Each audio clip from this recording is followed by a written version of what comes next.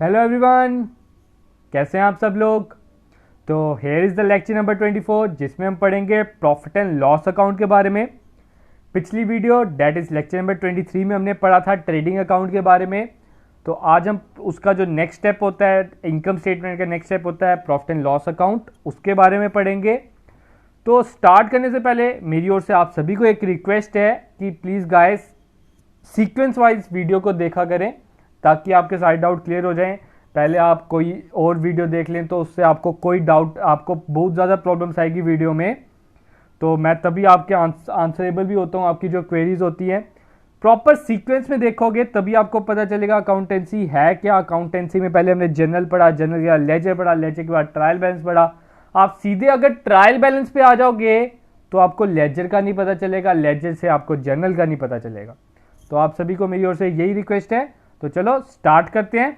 तो स्टार्ट करने से पहले मैं बता दूं, ये हमारे different social media handlers, Facebook पे आईजी कॉमर्स क्लासेस का एक पेज है जहां पे आप हमें ज्वाइन कर सकते हो और आपकी अगर कोई भी क्वेरी है आप हमें उधर बेझिझक मैसेज सेंड कीजिए, आपको उधर आंसर जरूर मिलेगा। सेकेंडली टेलीग्राम चैनल पर भी आईजी कॉमर्स क्लासेस का चैनल है, तो आप हमें उधर भी ज्वाइन कर सकते हो जहां पे हम वीकली क्विज कॉम्पिटिशन ऑर्गेनाइज करते हैं और दोनों के लिंक आपको डिस्क्रिप्शन में प्रोवाइडेड है। तो स्टार्ट करने से पहले हम पिछली वीडियो जो हमने ट्रेडिंग अकाउंट के बारे में पढ़ा था उसके जो हमने होमवर्क दिया था उसके आंसर्स आपको बता दूं। दैट इज ग्रॉस प्रॉफिट क्या है, हमने किया था cost of goods sold is equal to sales minus GP. अगर जीपी इधर माइनस हो रहा है तो जाके प्लस हो जाएगा और जीपी हमारा हो जाता है sales minus cost of goods sold. तो इसका मतलब क्या है, GP is excess of sales over cost of goods sold. तो दैट इज B1 इसका राइट आंसर आ जाएगा। नेक्स्ट क्वेश्चन था cost of goods sold is equal to opening stock plus net purchase plus expenses on purchase minus sale, which part of formula is wrong. तो पहले मैं एक correct formula बता देता हूं। करेक्ट फॉर्मूला होता है cost of goods sold is equal to opening plus purchases plus expenses, और डायरेक्ट एक्सपेंसेस बोल सकते हो आप, ठीक है। तो माइनस क्लोजिंग स्टॉक होता है, ना कि माइनस सेल्स होता है। तो ये वाला पार्ट इसका गलत है, तो सेल्स को हम इसमें टिक कर देंगे। नेक्स्ट क्वेश्चन था विच equation is not correct from the following equation. कौन सी इक्वेशन नीचे दिए गए ऑप्शन में करेक्ट नहीं है। जैसे कि अभी मैंने आपको बता चुका हूं, cost of goods sold is equal to opening stock plus purchases minus closing होता है, तो ये वाली करेक्ट है। सेकंड में क्लोजिंग स्टॉक, ये इधर माइनस हो रहा है, उधर जाके क्या हो जाएगा plus, cost of goods sold इधर प्लस हो रहा है, उधर जाके क्या हो जाएगा माइनस। तो उन्होंने इसमें ये कर दिया opening plus purchases minus cost of goods sold, तो उस पॉइंट ऑफ व्यू से ये भी सही है। थर्ड ऑप्शन बोल रहा है opening stock is equal to closing stock plus purchases, तो आप देख सकते हो परचेजेस में से क्लोजिंग स्टॉक माइनस होता है लेकिन इधर प्लस हो रहा है, तो ये पॉइंट इधर से गलत है, तो आगे देखने की जरूरत नहीं है। तो C1 इसका राइट आंसर आ जाएगा because it is a incorrect equation. तो चलो स्टार्ट करते हैं टॉपिक। पहले बात करते हैं प्रॉफिट एंड लॉस अकाउंट है क्या। लिखा है मैंने profit and loss account is the second part of income statement. वो इनकम स्टेटमेंट का सेकेंड पार्ट है, ना कि फर्स्ट पार्ट है। आपसे एमसीक्यू में पूछा जा सकता है। तो फर्स्ट पार्ट क्या है जो हमने पिछली वीडियो में पढ़ा है, that is trading account. Income statement का फर्स्ट पार्ट क्या गिना जाएगा, trading account. Profit and loss account जितनी देर अगर आप ट्रेडिंग अकाउंट नहीं बनाओगे तब तक आप direct profit and loss account नहीं बना सकते हो, वो आपको आगे उसका रीजन पता चल जाएगा। आगे लिखा है मैंने, सिंपल भाषा में लिखा है that it is a nominal account in nature. जैसे कि ट्रेडिंग अकाउंट भी नॉमिनल अकाउंट है, प्रॉफिट एंड लॉस अकाउंट भी एक नॉमिनल अकाउंट है because it deals in expenses and income. किसमें डील करता है, खर्चे और कमाई, दैट इज इनकम। आगे लिखा मैंने a business entity is interested in knowing not only gross profit और loss but also the net profit earned और net loss incurred during the year. अब जो बिजनेस है वो ना ही सिर्फ ग्रॉस प्रॉफिट जानने के लिए नहीं बनी, ग्रॉस लॉस जानने के लिए नहीं बनी, लेकिन वो चाहती है मुझे नेट प्रॉफिट के बारे में भी पता चले, नेट लॉस के बारे में भी पता चले कि मेरे बिजनेस ने नेट प्रॉफिट कमाया कि नेट लॉस कमाया। अब सिंपल सी भाषा में मैं बताता हूं, आगे मैंने डिफरेंस भी लिखा है ग्रॉस प्रॉफिट और नेट प्रॉफिट क्या होता है। देखो, आप जब दुकान के जाते हो किसी चीज को लेने जहां पे आप बार्गेनिंग कर सकते हो, आप उन भाई साहब को क्या बोलते हो, भाई साहब इसका नेट रेट क्या लगेगा। नेट रेट का मतलब है सब कुछ काट कूट कर आपने कितने का देना है, भाई साहब आप बस ये बात कीजिए। तो सब कुछ जो वर्ड है वो आ जाता है नेट के लिए। नेट के लिए मतलब सारे के सारे एक्सपेंसेस काट कूटने का जो बचेगा वो नेट है। ग्रॉस क्या था, हमने पढ़ा लास्ट वीडियो में ट्रेडिंग अकाउंट में, that we only include direct expenses. Trading account में हम सिर्फ और सिर्फ क्या करते हैं, डायरेक्ट एक्सपेंसेस ही काटते हैं, जो इनडायरेक्ट एक्सपेंसेस थे वो नहीं काटते। तो इसमें हम क्या करेंगे, प्रॉफिट एंड लॉस में इनडायरेक्ट को भी माइनस कर देंगे, जिससे हमारा नेट प्रॉफिट मतलब जो हमारे पास एंड में हमारे पॉकेट में आ रहा है वो हमारा नेट प्रॉफिट लाएगा। लेकिन जो ग्रॉस प्रॉफिट है वो एंड में हमारे पास नहीं आ रहा, उसमें से सिर्फ और सिर्फ हमने प्रोडक्शन कॉस्ट काटी है जो हमें प्रोडक्शन में मदद कर रही है। सिर्फ और सिर्फ हमने प्रोडक्शन कॉस्ट काटी है। एक्स्ट्रा एक्सपेंसेस भी बड़े होते हैं, अभी देखना आगे मैं आपको लिस्ट बताऊंगा एक्सपेंसेस की, आप हैरान हो जाओगे भाई साहब बिजनेस में इतने खर्चे हैं, फिर नहीं हमने करना बिजनेस। तो आप देख सकते हो, hence profit and loss account is prepared to ascertain the net profit और नेट लॉस। आपसे एमसीक्यू पूछा जा सकता है, मेन मकसद क्या है प्रॉफिट एंड लॉस अकाउंट बनाने का। मेन मकसद है उसका नेट प्रॉफिट पता करने का। ट्रेडिंग अकाउंट का मेन मकसद क्या है, ग्रॉस प्रॉफिट पता करने का। ठीक है, profit and loss account contains all the items of indirect expenses and losses and indirect incomes gains in addition to gross profit and gross loss pertaining to the accounting period. The difference is net profit और net loss.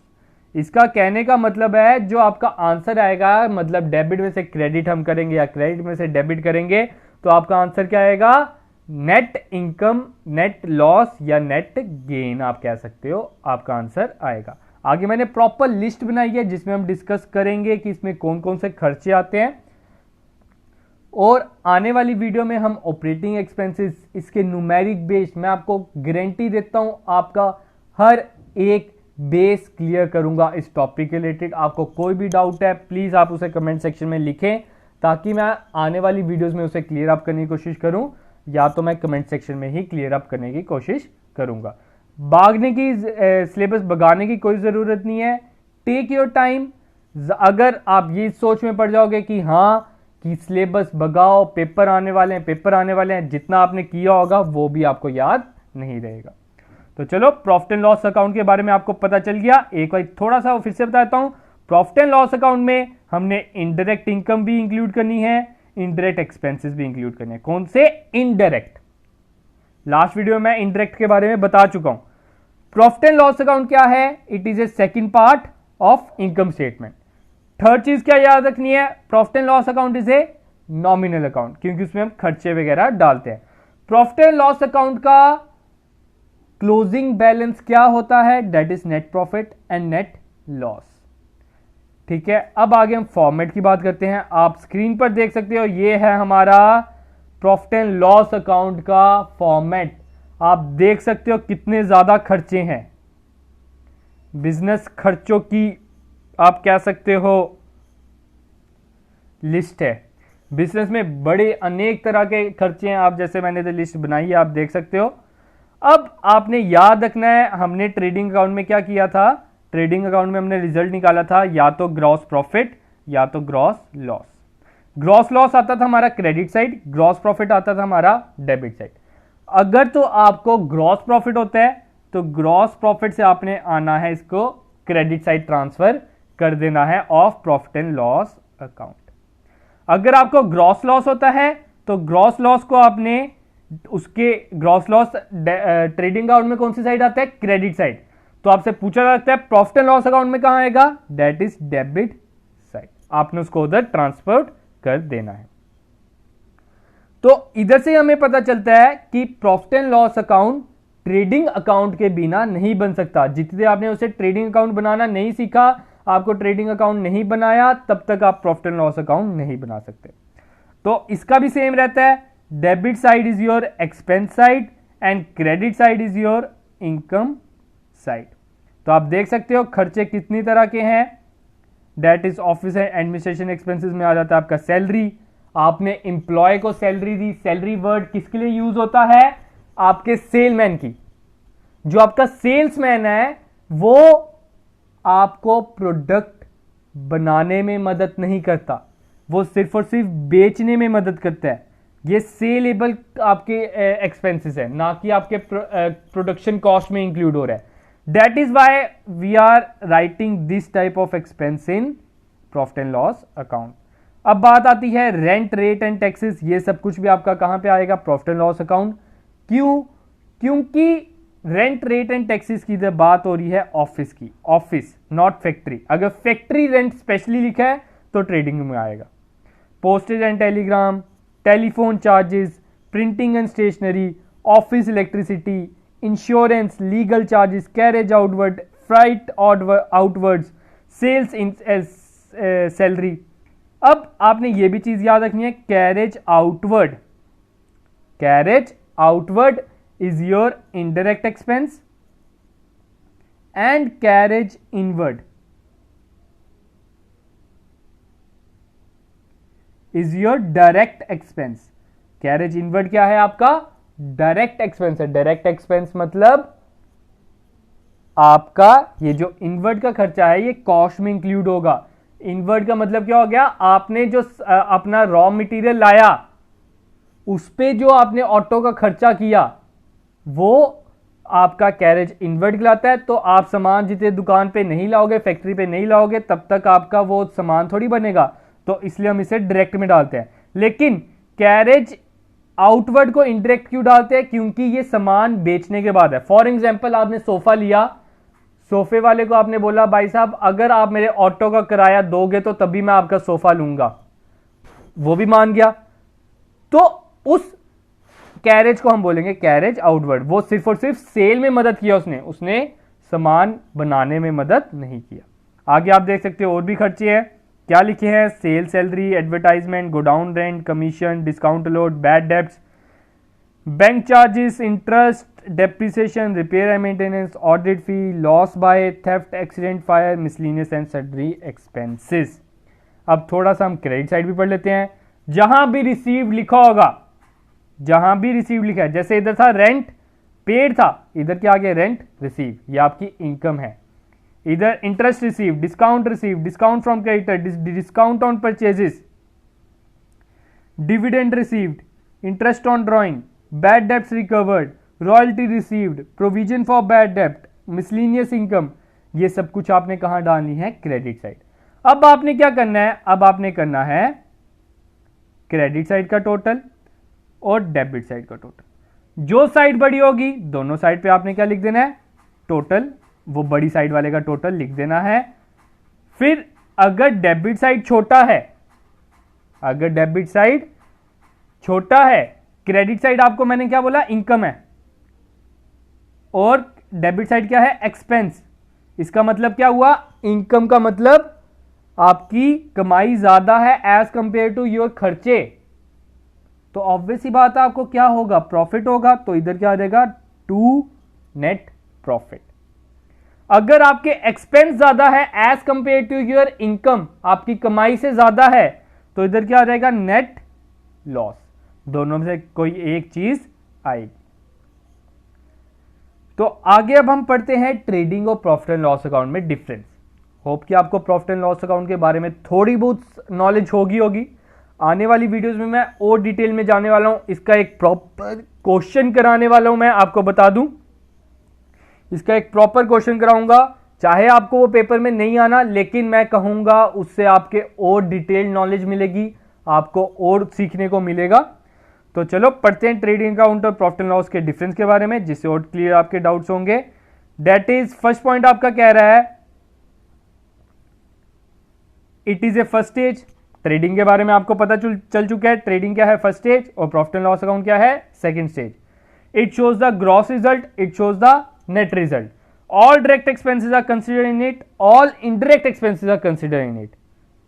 अब it does not start with the balance of any account. ये कभी भी किसी account के starting balance में हमने कुछ नहीं डालना होता इसका, लेकिन जो प्रॉफिट एंड लॉस अकाउंट है ये हमेशा या तो ग्रॉस प्रॉफिट से स्टार्ट होगा या तो ग्रॉस लॉस है, जैसे कि मैंने आपको स्टार्टिंग में बता चुका हूं. आगे है इट्स बैलेंस. इसका रिजल्ट क्या निकलेगा? इसका रिजल्ट निकलेगा ग्रॉस प्रॉफिट या ग्रॉस लॉस, और इसका रिजल्ट क्या निकलेगा? नेट प्रॉफिट या नेट लॉस. ठीक है. और ये जो नेट लॉस है, नेट प्रॉफिट है, ये कहां पे हम ट्रांसफर करेंगे? कैपिटल अकाउंट में ट्रांसफर करेंगे. अगर तो प्रॉफिट होगा कैपिटल में प्लस, अगर तो लॉस होगा कैपिटल में से माइनस. ठीक है. तो आपसे एक और एमसीक्यू क्या पूछा जा सकता है? That the opening balance of profit and loss account क्या है? ओपनिंग बैलेंस है प्रॉफिट एंड लॉस अकाउंट का ग्रॉस प्रॉफिट या ग्रॉस लॉस. दूसरी चीज पूछ सकते हैं क्लोजिंग बैलेंस क्या है प्रॉफिट एंड लॉस अकाउंट का, तो वो है नेट प्रॉफिट या नेट लॉस. होप कि सारे डाउट आपके क्लियर होंगे. आगे बढ़ते हैं. अब आगे बोल रहे हैं वो ग्रॉस प्रॉफिट और नेट प्रॉफिट के बीच में डिफरेंस. आप सभी को पता चल गया है ग्रॉस प्रॉफिट सिर्फ और सिर्फ इनडायरेक्ट एक्सपेंसेस और डायरेक्ट एक्सपेंसेस और डायरेक्ट इनकम से ही बना होता है, और जो नेट प्रॉफिट है वो आपका इनडायरेक्ट एक्सपेंसेस और इनडायरेक्ट इनकम से बना होता है. तो चलो पढ़ लेते हैं एक बारी. Gross profit is that part of the revenue which is left after deducting only direct expenses from net cell, और नेट प्रॉफिट जो है revenue which is left after deducting total cost of net cell with indirect cost. इसमें indirect cost भी हमने include करनी है. Gross profit is calculated before net profit. जो gross profit है वो नेट प्रॉफिट से पहले कैलकुलेट की जाती है. आप सभी को पता चल गया क्योंकि ट्रेडिंग अकाउंट आपका क्या है? फर्स्ट स्टेप है. और जो नेट प्रॉफिट है is calculated after gross profit. जो आपका नेट प्रॉफिट है वो आप ग्रॉस प्रॉफिट के बाद कैलकुलेट करते हो. पर्पस क्या है? To know the total profit earn during the particular accounting period, और उसका क्या है? To know the actual profit. ये आपको बताता है एक्चुअल प्रॉफिट. आगे लिखा है it is calculated on the first stage of final account, it is calculated on the second stage. ये भी आपको पता है.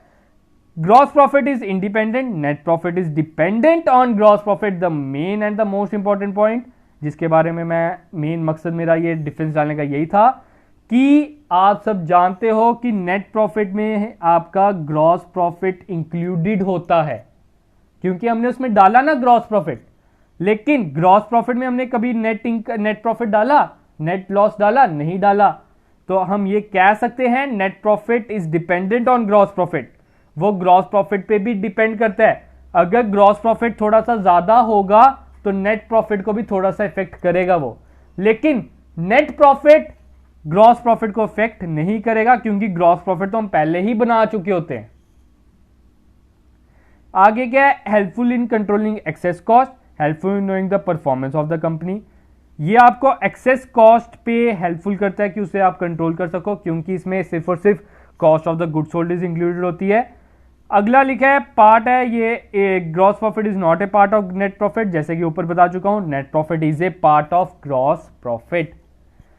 Gross profit is not treated directly in the balance sheet. इसे हम डायरेक्टली बैलेंस शीट में ट्रीट नहीं करते क्योंकि ग्रॉस प्रॉफिट जाएगा पहले प्रॉफिट एंड लॉस अकाउंट में, प्रॉफिट एंड लॉस अकाउंट से वो बनेगा नेट प्रॉफिट, नेट प्रॉफिट से वो जाएगा बैलेंस शीट में. तो वो डायरेक्टली आप कह सकते हो वो नहीं जाता, इनडायरेक्टली जरूर चलेगा.